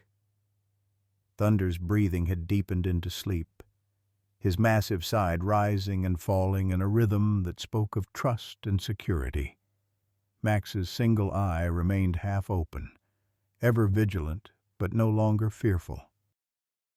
As the first stars appeared in the darkening sky, Jim Anderson looked out over his small farm, transformed now into something he had never imagined, a place of healing. Not just for a bull and a dog, but for an old man with regrets, a community with a conscience rediscovered, and perhaps, in some small way, for all those who would hear their story. "The good Lord made animals before he made men for a reason," Jim whispered, echoing the words he'd spoken on that first day. Now, finally, he understood exactly what that reason might be. Jim Anderson's journey with Thunder and Max reminds us that it's never too late to make things right. At 78, Jim found the courage to face his past mistakes and seek redemption not just for himself, but for two wounded souls who had suffered in silence. Like many of us in our golden years, Jim carried regrets from choices made decades ago, wondering if the chance for atonement had passed. Yet through his determination to protect Thunder, and with Max's silent wisdom guiding them both, he discovered that healing is possible at any age. Their story speaks to what matters most as we reflect on our lives: the courage to admit our wrongs, the strength to stand up for what's right even when we stand alone, and the profound bond that can form between the most unlikely companions when compassion bridges the gap. Has there been a moment in your life when an animal's loyalty or forgiveness taught you something profound about second chances? Or perhaps you found yourself, like Jim, with an unexpected opportunity to right a wrong from your past. Share your story in the comments. We find our common humanity in these shared experiences of redemption and grace.